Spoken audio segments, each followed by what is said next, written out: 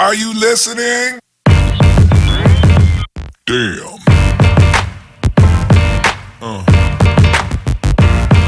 Yeah.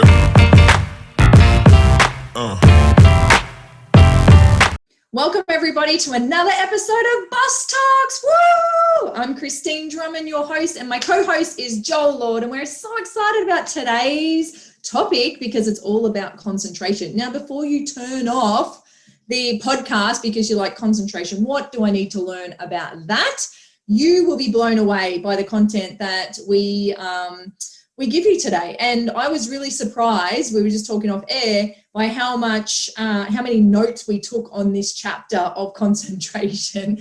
And we are going to verbally regurgitate that to our listeners today. So thank you for tuning in and congratulations on being here.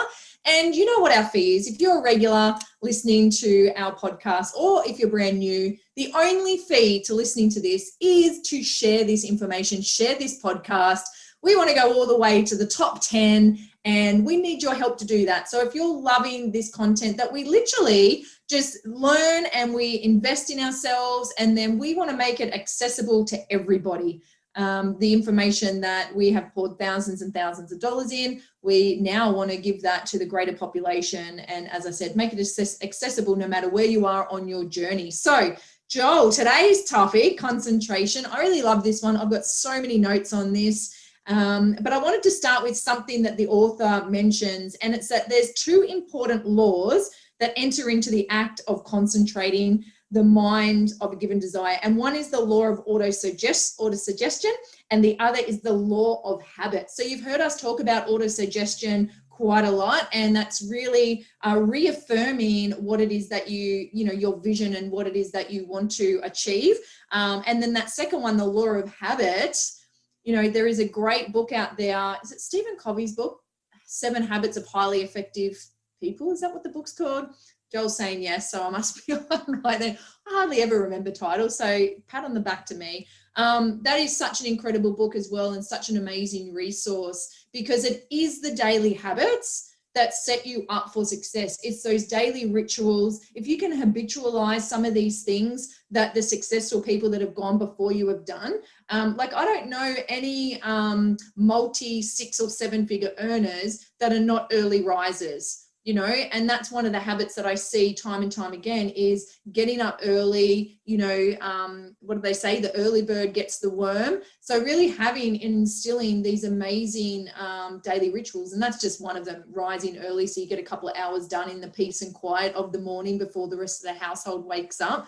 And really getting on top of those visualizations, and maybe it's exercise for you. Maybe it's, meditation. I don't know, whatever your morning rituals are going to be to set you up so that you can win the day. That's what it's all about. But Joel, I want to bring you in here because this is such a big chapter. It's such a big topic. And our listeners are probably thinking, concentration, like what can I learn from that? But there's a lot to it, isn't there?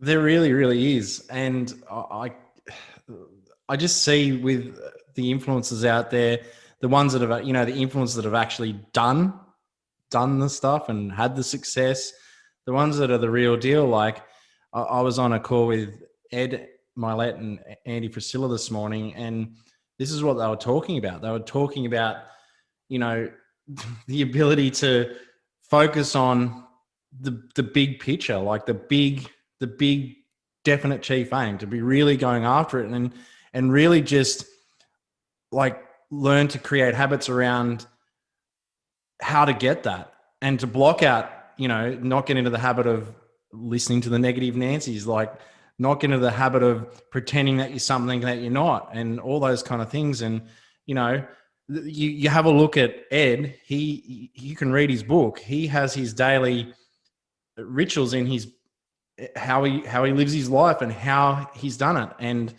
you listen to Andy, his life is like 100x since he's been doing the 75 hard in all areas of his life. And he uses the power list. And that is really just getting into the habit of doing the habitual things day in, day out that are going to get you towards your definite chief aim. And that takes discipline, that takes concentration, that takes like so much effort. And I think if I can really just hammer one thing home, and I've lived it myself, is my success has come from, and I speak to Ed and Andy like via being on their group call, and what I've seen even from like, you know, your health and fitness, your business, Kristine, it's the mundane.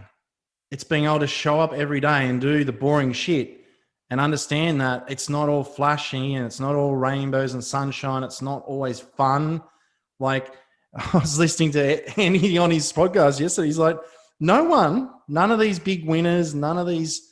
And he was on with a guy called Tim Grover, who coached Kobe Bryant, who coached like Michael Jordan. And they're all agreeing that no one loves doing the shitty day in, day out work. No one loves it, but they're so focused on, you know, getting the job done, so focused on that championship ring that they're going for, that, and they just set themselves up. They know what they're going for every day. Like they don't just look for they're not just working to win on that day. They're working to win the 365 days leading up. And it's a daily win, and it comes from habits and concentration. So I'm curious to the listeners, knowing that is what it takes to win. What is your championship day? What is it that you want to have? It could be a better relationship with your kids. It could be a better relationship with your partner. You know, you've got to be able to form those mental pathways to replace the old habits that you don't want, that aren't getting you towards your goal. And Kristine, most people, not the listeners to our podcast, but most people out there are asleep. They don't even know what they want. You've said it yourself, like through your own study, 99% of people don't even know what they want. So if you don't know what you want, that literally means you're on autopilot, you know? So you got to find out that definite chief aim of where you want to go. And if you can't do it yourself, like Kristine and I have worked out how to do it over many years, get help with someone who can map out how the hell to get your definite chief aim. Get the help, get a coach, listen to the right podcast, read the right book. There's so much out there. And if it's complicated, you're probably dealing with the wrong coach. It's actually not that hard, but you just need to work out what you want and create, the habits. And honestly, doubling back, that's going to take some concentration. So Kristine. Yeah, I love that, mate. And it all does come down to habits. And there's good habits and there's bad habits. There's habits that aren't serving you, and then there's really good habits that you've instilled over time. And in the book, he gives an example of a story. Like if you were to cross a field with, with long grass to get to the forest, you would look for the path that's been walked before. You would look for the clearest path. And that's what you do when you form habits. So habit is the basis of all memory training, and it grows out of environment. So out of doing the same thing in the same way over and over again, out of repetition. So how do you do that? Well, the first thing that you need to do is at the beginning of forming any new habit, you have to put force and enthusiasm into your expression. So you have to feel what you think. Now, if you've listened to our previous podcast, we actually talked about that, how you show up with that, with that energy, that enthusiasm, and pouring that into what you do. So feeling what you think, what do we mean by that? Well, that's attaching your emotions to the outcome. How is it going to feel when you get there? Okay. And that's the formula actually to anything you want in life is, you have the thought, you create the ideas around the thought, you attach the emotions to it, all your senses, and then you take the inspired action, and that creates the results. And that's exactly how you build those habits as well. So the second thing you want to do is keep your attention firmly concentrated on the new path that you're building. Now, to break this down, think of your health right now. And health is just an easy one to go to because most people, there's something that they want to improve about their health. So what is it? If I asked you this question, what is the number one priority to your health right now? What's the number one thing that you would love to change about your health right now? Is it that you want to get, try and get more sleep, better quality sleep? Is it that you want to lose weight? Is it that you want to actually have more balance when it comes to your health? So you're not eating crap 80% of the time and being good 20%. You want to like reverse that. Like, what is it for you? Is it energy? Is it skin? Like, it's different for everybody, right? So if you concentrate on creating new habits around that one thing, not trying to do everything, but concentrating on that one thing. Maybe it's that you just want to exercise more regularly. Like for me, I love to exercise first thing in the morning. So this morning I gave 5 minutes of my time. Yep, that's all I did, 5 minutes to do resistance training, because I know tonight I'm going to go and play a 45-minute game of netball. So I don't need to do a massive workout in the morning because I've got sport in the afternoon. So for me, it's that morning ritual though. I love to work out in the morning because that's when I'm most creative. That's when I get my most inspired thoughts. It's habit, it's ingrained. It's the same with my daily shower.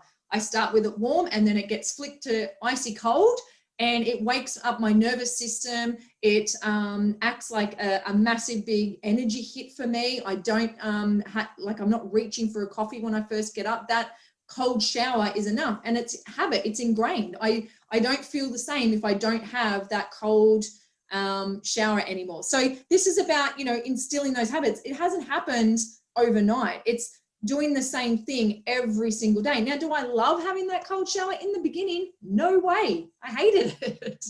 But now I've learned to love it, and I love the benefits from it.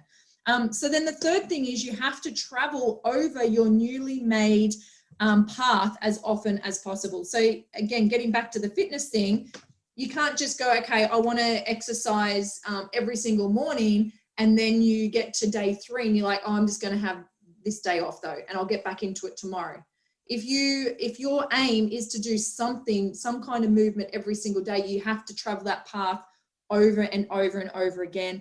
The fourth thing is you have to resist the temptation to travel over the older, easier paths that you have been using in the past. Now, as part of the 75 Hard program, you've heard us talk about that before. It's easy to go back to old habits when you're trying to complete the 75 Hard. The old habits want to creep back in. The sleep-ins want to come back. Just working out once a day wants to come back in. Not drinking enough water, all those things. But it really holds you accountable to your word. And that's what I love about the 75 Hard. It really separates the winners, I guess, from the losers. And when I say loser, I don't mean, I mean that you're giving up on yourself. You're making a promise to yourself and you're breaking that promise. And we see it every single day over and over again with so many people out there. And I've definitely been there, and I still do it sometimes where I break the promise to myself and then I don't get the results. So I'm not going to get frustrated by the results I didn't get from the work I didn't do, but it all starts with this. And then the fifth thing is be sure that you have mapped out the right path that is in alignment with your definite chief aim, and then go ahead without fear and without allowing yourself to doubt. Fear and doubt takes more people out of the game than any other thing. It's that, fear of failure, fear of success, fear of judgment, fear of what other people are going to say. Some of us are so fearful of that light that's in us, that greatness, that it scares the shit out of us. Like, what if this gets bigger than Ben-Hur? What if I do get really successful? And that fear can paralyze us just as much as the fear of failure. So Joel, I covered a lot there, 5 steps on really how to, solidify those habits. But what did you want to come in here and add on the back end of those steps? Well, first of all, I've mentioned it, you've mentioned it, the cold showers thing, the repetitive stuff, the boring, the monotonous. No one loves that. No one loves training so hard that they're going to black out doing squats in the gym. No one wants to walk so hard or run so fast or whatever that they're going to spew. But you know what they do love? And this is the key. This is this is the definite chief aim part again. Love the result you're going to get from it. Like Kristine said just then, she doesn't like the cold shower, but she damn sure likes the result it gives her after the fact. So I think the world is so frightened of pain and resistance that they just won't have a go. It's crazy to me. So honestly, getting back to concentration is the ability to think what you want to think. So if you're on autopilot, you're going to go, oh no, I'm not going to get in that shower. I'm just going to go get the coffee.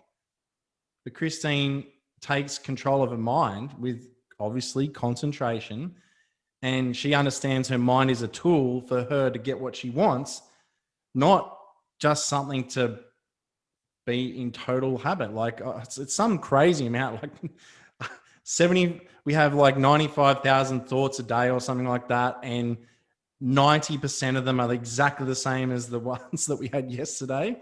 So imagine the results you could get if you could just change 10% of your thinking. And it doesn't need to be some big backflip total change. It could be just the only one thing I'm going to do is get up and have cold showers because I heard some crazy pair of people on a podcast say that it helped them. To be honest, that's why I've done it, because I've heard a crazy person who's got results that I'd like to have say that they're going to do it. So you got to choose what you want to think. Concentration is the ability to think what you want to think. Okay. So then you link it to ambition and desire.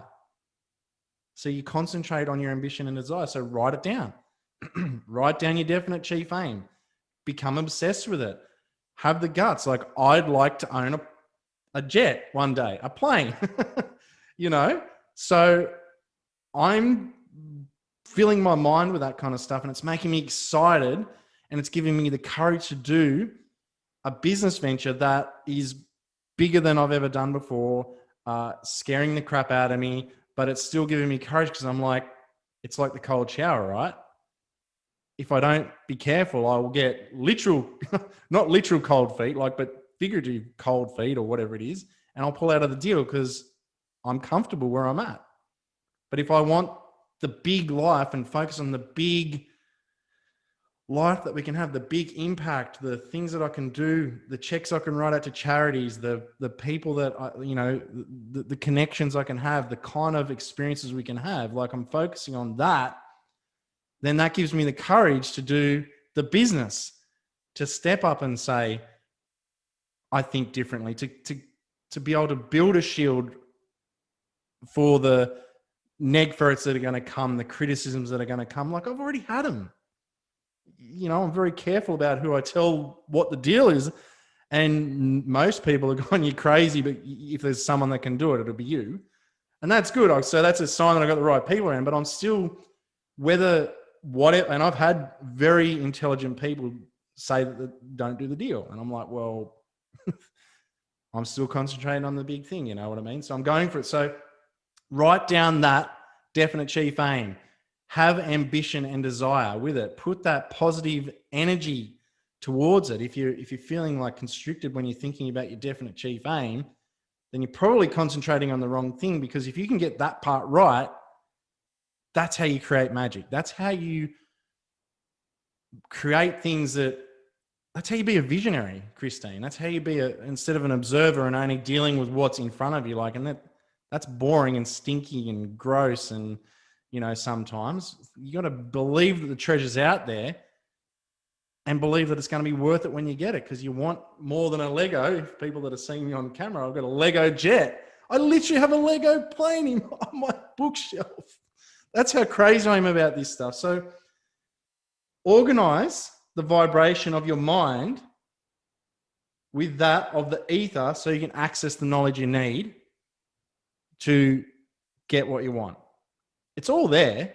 Like, I'm sure Kristine can elaborate more, but like you were telling me when you came for the visit that there was like, we're just remembering. The knowledge is already part of us. We're just remembering what we already know and what we know to be true. So like, but you got to be at the right vibration. And I know I'm pretty tactical, but I'm on it. Like, I keep on skiting that I'm part of what Ed Milet and Andy Priscilla have put together. And these two guys, I've been on 3 calls with them, and they are always talking about the ether, the vibration, the universe, God, how the law of attraction. You got to have that part of your life correct so that you'll have the belief to go out and do the work that you need to do to make the material, the physical stuff happen. So Christine, like, great time for you to jump in. Like, do you want to elaborate on that? I love talking about this stuff. Yeah, I heard David Dangerfield speak on the weekend, and just an incredible person, you know, and Joel's kids actually go to his dojo, is that what it's called? And he said, he basically said, we have all the knowledge that we need to know within us. And when we meet someone or where someone flicks a switch in us, it's just reminding us that that knowledge is already there. And what I see, Joel, is people, like, I know that we're in these meat suits, right? And that's what Linda calls them. We're walking around in these meat suits. Everybody feels like they're an individual, but we're not. We are so connected. It's all just energy. And, you know, when you have a positive thought, when you're in a good mood, that positive thought, that energy that you're creating from having that, it vibrates out to the end of the universe, which never ends. It just keeps going and going. And the same if you're having negative, stinking thinking, bad mood, that energy is vibrating out to the end of the universe. So what we think, like, we really do have to be the gatekeeper of our thoughts and our mood and our energy. And I'm someone that really thrives off high energy. Like, I love it. I love, you know, when there's high energy around me, because that's when I feel most alive and inspired. So your environment is so key to this.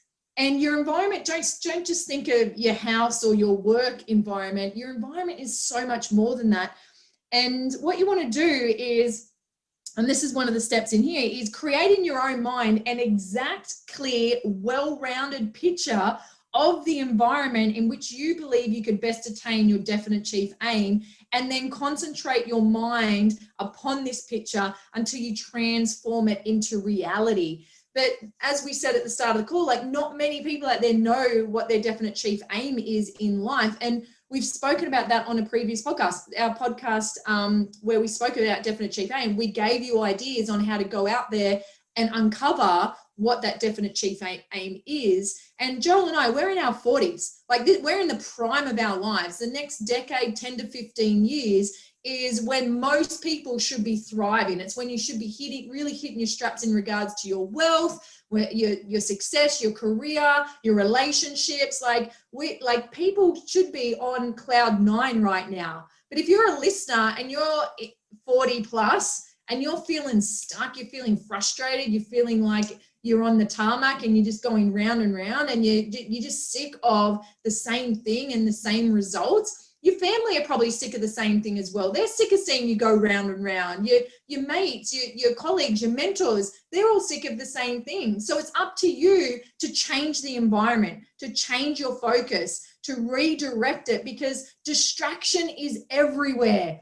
Netflix and video games and social, and that's important, but like, there's so much distraction that takes us away from our definite chief aim. And if we just gave the concentration towards achieving whatever it is that you want to achieve, the results would come so much faster, because then you're acting like a magnet and you're going to start attracting more of the things you actually want. But it starts with your mindset. It starts with having that clear vision of what it is you actually want.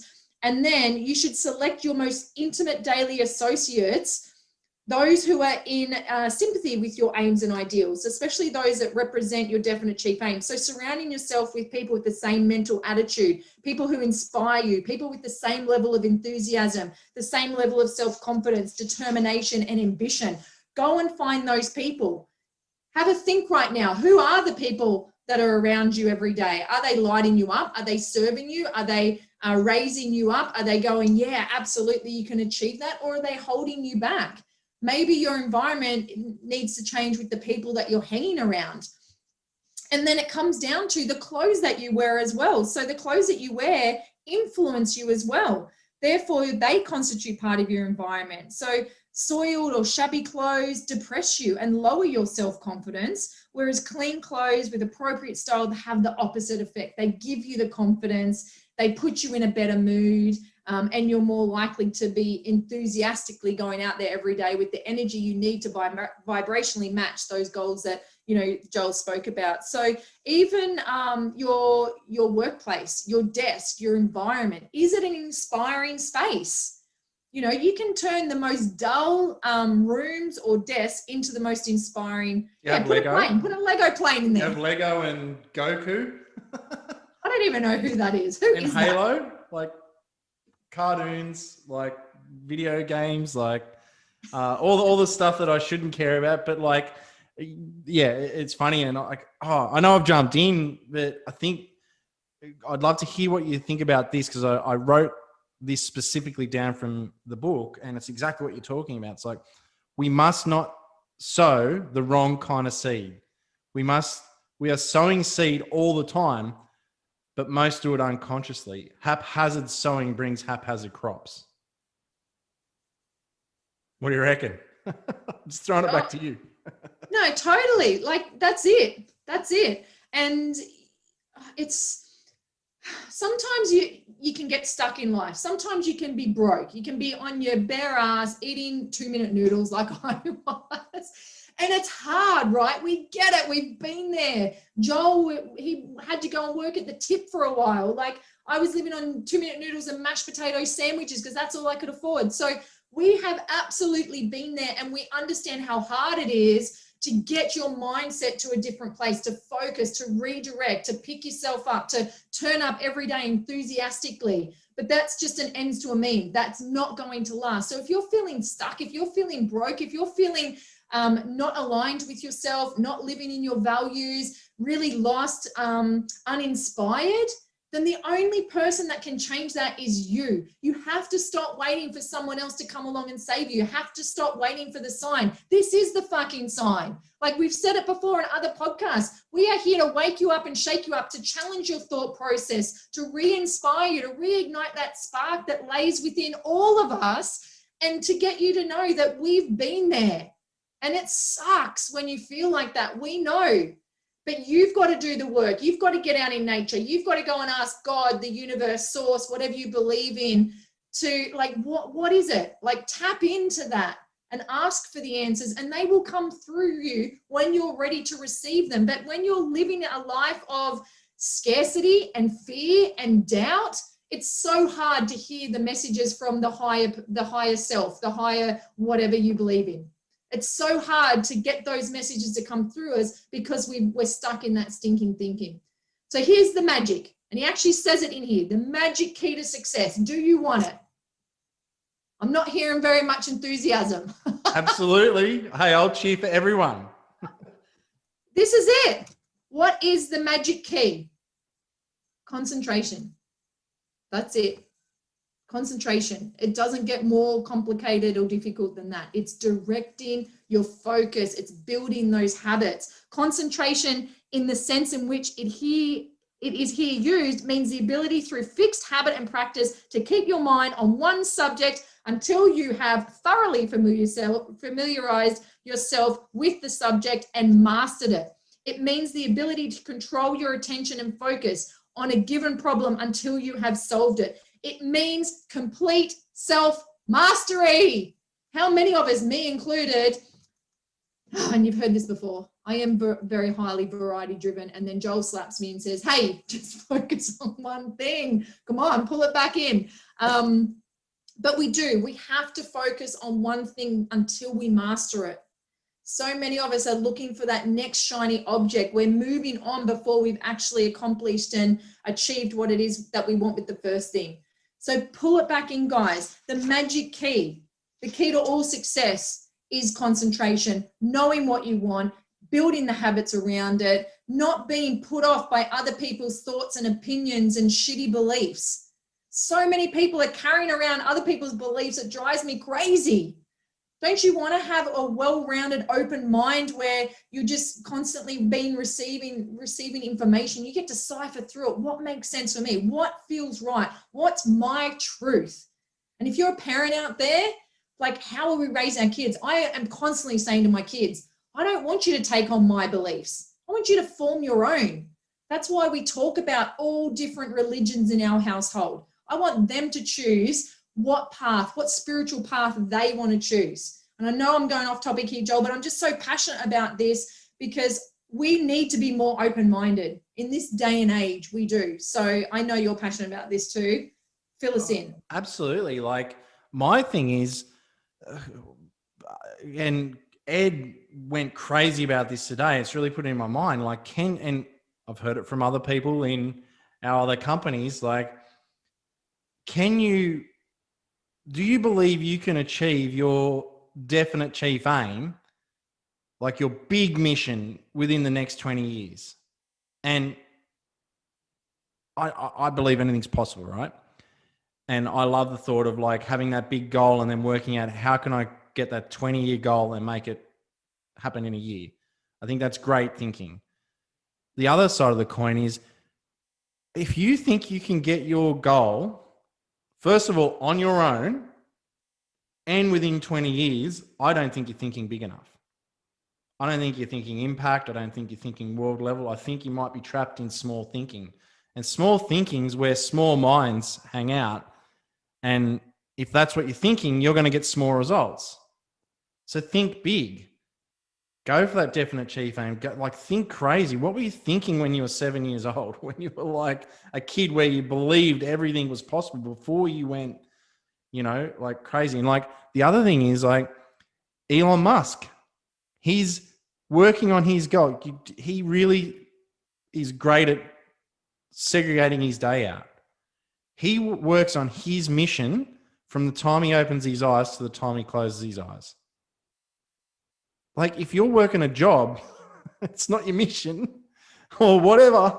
Are you literally focusing on what it is that you want to do and have and be and all that kind of stuff, the impact that you want to create? Are you focusing on it from the time you open your eyes to the time you close it? Because this is tweetable and repeatable, Kristine. Your obsessions will eventually become your possessions. Whatever you obsess about, you will eventually be able to hold it in your hand. And guess what? The autopilot, the concentration, most people are concentrating on shitty beliefs, shitty thoughts, the negative in their life, and they're obsessing over that kind of stuff. So guess what they keep getting? Because a picture in a mind, and if it's focused on long enough with a strong enough desire, it's only but a short step from the picture being realized and you having it. So what are the pictures in your mind? We know right now the pictures are fear, all the crap, all the BS that's out in the real world, which is just literally someone's opinion. What are they all focusing on? They're focusing on anger and fear, and we know that that's destructive. So that comes back to concentration. You've got to literally take ownership, and you've got to make sure that you're not sowing crappy seeds, crappy crops. Make sure that you're looking after the grass in your own field and not worry about it too much, because other people's fields look greener, probably not because they're watering it, it's because it's so full of bullshit, which is fertilizing it. You know what I mean? So concentrate on what it is that you want. And, the first step is finding out what that is. Look after your garden, pull out the weeds, and be really careful about, who you let into your mind. Because it does not take you long to derail. I've got experience myself. I've had cold feet on deals that I should have done because I let other people's opinions in. I let my own Chinese whispers in my own head get hold of me. So now I'm aware of that too. Like I've caught myself on a number of times. I don't know, Kristine, have you ever been doing something and it's taking a while to put the deal together and it's a big life decision and you wake up at 2 a.m. and you're just like, oh, I shouldn't be doing this. And you start thinking about it, or you convince yourself the 2 a.m. neg for it in your own mind, because that was the only time I was weak enough and not paying attention for it to jump in. And I've got to sit up and go, no, I'm so excited about the future I'm going to create for my family by doing this. And I back myself so much that I literally can't wait to jump in, boots and all, and make this happen. to make the impact. I can't wait to write these checks out because I've been given the gift that I've been given to make these certain things happen. Well, Kristine, if you and I don't, if we let fear and anger get in the road and we don't have this and we don't show up, we're literally hurting people because not everyone's been given the gifts, and the listeners are the same. If you can do something and you don't because you let fear get in the road, there's karma involved now. So that's another word that listeners probably didn't think would come out of Joel's mouth, but it's true. You intuitively, intelligent people know that that's real. What comes around goes around, whatever you give out comes back and then some with interest usually. So what are you putting out? And are you letting fear and other people's opinions and I just think, Kristine, even if I stuff it up, wow, what an experience. It'll be another adventure. Think of it as an adventure. So I don't know. I'm pretty cool with that. Yeah, and I love this, and I love what you're talking about and what you've brought up. And I want to get a little bit real with the listeners in regards to what's happened over the years in regards to my relationship with my partner, and setting some of these goals and doing those deals that you talk about, Joel, that do keep us up at night. So in the beginning of my relationship with my partner, he used to be the risk taker. He used to be the one that just jumped into things, and I was the one that held back and was like, no way, we can't do that. We can't do that. What happens? And I was the worrywart. And what's happened is we've now reversed. But it's because as I started to create my own wealth, my own me money without having to rely on him, I then learned more about money and my relationship with it. And I'm like, you know what? It is just energy and I can't take it with me. So let's get a little bit risky. Let's create some wealth so that I can have a bigger impact.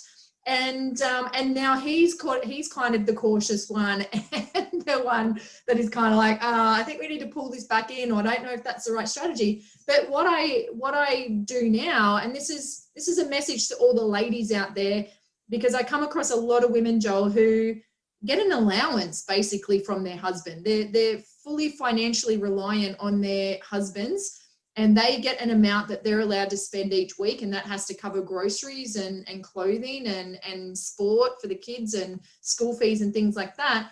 There's not a lot left at the end for the wife. And I didn't want to be like that. I wanted to have my own money that I could invest in things that I want to invest in and do the deals and be a little bit risky, because sometimes we have to take a chance. And the biggest thing you have to take a chance on is yourself. And if you don't know, or if you're not knowledgeable in something, then learn it. And so I wasn't knowledgeable in money. And I kept telling myself I was terrible with money. I'm terrible with numbers. And then I went and learned and immersed myself in an area that I'm like, well, if it's the one thing that I want and I want to create the wealth, then I'd better start learning more about it and how it works. And it's like anything. And then you create the habit around that. You don't have to earn a lot of money to create wealth. It's just the habits of putting it aside. It's the habit of putting some aside, putting some in another account that's going to be your growth account, but that all creates habit. And those habits is what leads to wealth. It's not the amount of money you're earning, it's habitually putting it away and not spending beyond your means, like most of us do. And we hoard and we buy stuff that's so unnecessary, that's contributing to wastage. And that's a whole nother topic. And don't get me started on that.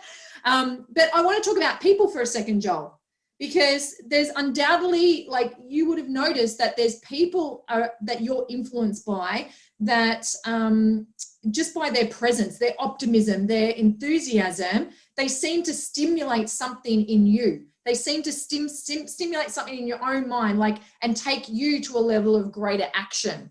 Who are those people in your life right now that you feel like, hopefully you're saying Joel and Kristine Boss Talks, but just by their presence and the way that they show up and their energy and the things that they strive for and their ambition, it lifts something in you. It makes you play at a higher standard. But guess what else is on the flip side of that? It's the people that depress you. It's the energy that they bring. It's their negative mind. It's their inaction, and it lowers your vitality. It lowers your vibration, and it causes you to dissipate, and you become useless and disorganized. And then your thoughts are disorganized, and it's got the opposite effect. So who are you hanging around? Like, that's who are you listening to? You might be saying, oh, but I don't have anyone inspiring in my circle of friends or in my family. Then listen to people, read books, start there.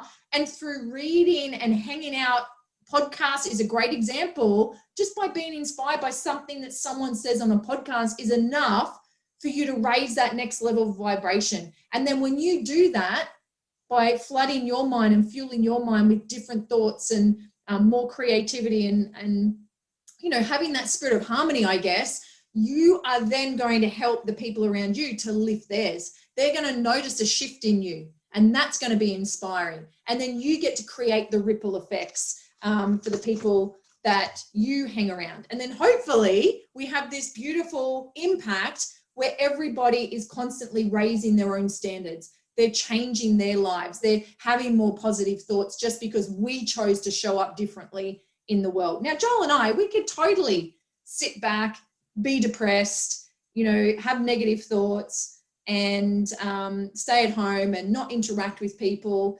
But we know that there's a greatness in us. We know that we're on this planet for such a short time. We need to re-educate. We need to re-inspire people. We need to, like, our legacy, we're here to leave a legacy.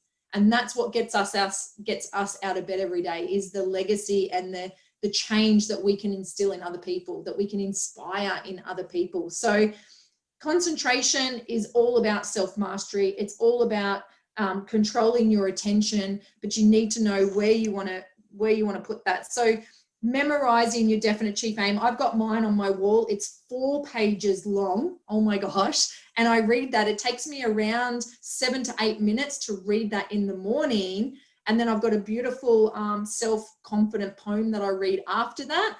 And then I go into meditation. This is not every day. I'm not habitual with this, but most days, this is what I'm trying to do, is read my definite chief aim and then go into that meditative state and attach all my senses to it. And I love standing there in my power stance, building out my definite chief aim, sending that vibration out to the universe before I sit down calmly and tap in, align with myself, you know, align with that higher self, that higher power. So yeah, I need to get to the point where I can memorize it.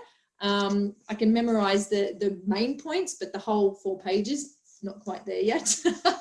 But Joel, like, I know that you're big on this as well, like really having that definite chief aim, knowing what we want, and then concentrating and focusing on that. It really is the key to, you know, to getting the results, isn't it? Well, if it's not getting you closer to your goals, it's getting you further away. We do have a finite amount of time on the planet to spend, and we've got a finite amount of seconds, finite amount of energy. You know what I mean? Like, realistically, in the meat suit, that's what we got. And you were in the meat suit so we can make decisions. Because without the meat suit, we're a soul and we're part of the ether and whatever you believe, and we know what's right then because it's a knowing. But in our meat suit, we're here to make decisions. And honestly, if you want to be successful in life, you have to master no. I'm not doing that. No, I'm not doing that. And I'll give you freedom, guys. If you've listened, this is the gold of the gold. You do not owe anyone an explanation why you said no. Where is there a law of the universe that says that? Gravity is a law. Giving someone an explanation for why you're choosing to do what's best for you, that's not a law. That's a rule that you probably got from being taught to be polite. And I'm not saying be an asshole, but I don't feel like I don't feel like I owe anyone an explanation for not wanting to do something. So, guys, focus on what gets you excited. That part that makes you giddy, like when you're a little kid, you're going to get your toy, or you're excited because you're going to the fun park, or you were dreaming of being, I don't know, being an astronaut or whatever, or this day and age, being a game streamer or a YouTube star or whatever the hell they think now. Like, what excites you? What vision do you have? And you've got to put that in so it's super, like, so it's brilliant, it's bright, it's a big picture in your head. Otherwise, you just, yeah, you're gonna fall into depression. You're gonna fall into all that sort of stuff. So, yeah, and just concentrate on what you want. Your obsessions will become your possessions. Stop doing shit that's not getting you closer. Now, I know everyone says like rags on jobs, but that job's putting food on your table and paying the bills. Then be the best you can be. Find a way to be inspiring at that job, because it's just a season. Work on your plan to get your exit strategy. Don't just sit there and let 40 years go by, or 50 years, unless you want to, unless it's like your dream job. Like that's a totally different thing. But like with intelligence, understand that when you're 20 years down the track, are you gonna be happy that you binge watched Game of Thrones or whatever the latest Netflix thing is, or are you going to be happy that you spent that time working on your dream? So you want to be a winner, master the art of saying no, and you will get a lot closer, because while everyone else is out celebrating and partying and you're working on your dream, and tell me that won't leave you with more fulfillment. So I don't know. I hear a lot of people, Kristine, chasing happiness. Why don't you chase fulfillment? Because I don't think we can be happy every day. Well, we probably can, but like, I'm not sure about that. But I know that I can feel fulfilled. And if I'm not feeling fulfilled, then it's just so simple to me. I don't know. Is it simple to you? If I'm not feeling fulfilled, I'm clearly doing something wrong. And I just need to change. It's just a signpost that something needs to change. It's just like a big billboard just telling me, big alarms going off saying, hey, change something. And I don't know, it hasn't always been like turning on a dime for me. I've definitely felt like unfulfilled in usually straight after I've got a big goal, Kristine. I get there and I'm like, oh, kind of now what? So I was filling out a form. This is a side note recently. And it's for finance for the deal that I'm doing. And they asked, when do you plan to retire? And I wrote on it like I'm not going to. So I don't know if that was the right thing to write on an official document, but I did. I don't intend to retire. Like, and they're like, what's your plan? I'm like, run the business. Like, that's what I'm doing, and make the impact. So I guess this is childish and cartoonish, but I think, what if in 20 years' time I was smart enough to create a time machine, and I came back to, and I like, you know, that the Terminator thing happens and I show up, obviously I put some clothes on, and then I like come up, am I going to give myself a big hug, or am I going to punch myself in the face? What's your future self saying? Is he cheering you, going, oh my God, thank you for doing the work. Thank you for believing in yourself. Thank you. Or they're going to go, dude, you screwed our life up. We had so much potential, but look what you've gone and done. You gave in to fear. You didn't focus on the right things, and you just stuffed it up. And the ripple effect is now your kids are losers. Now the people around you are losers. Like, you know, you weren't able to write the check out to retire your mum. You weren't able to take care of your family's mortgage. You weren't able to give your kids the start that they deserved. And now they haven't gone on to the amazing things they were destined for because you gave up and concentrated on the wrong things. So there's my fluffy sledgehammer, Kristine. What do you reckon? I love that we're finishing on this note of fulfillment. And I know it's a fluffy word, and people are like, yeah, but what is fulfillment? Because they've never felt it. Fulfillment is when you can sit there with a smile on your face and go, you know what? shit, life is good. Life is so good. And if you look at the wheel of life, and for those that don't know what the wheel of life is, we have different areas, different categories in our life, and it might be family, fitness, health, career, vocation, which is like your passions, finances, so it's kind of like this wheel, and there's all these different categories. And fulfillment for me is not when they're all in balance, but when you feel like, wow, I'm progressing. I'm getting better every day in each of these areas. I'm feeling really good about myself. I love myself. That's fulfillment for me. And I feel like the shortcut to fulfillment is when we're not making our life about us. Because as I said at the start, we're not all separate. We're all on this journey together. We're all vibrationally aligned.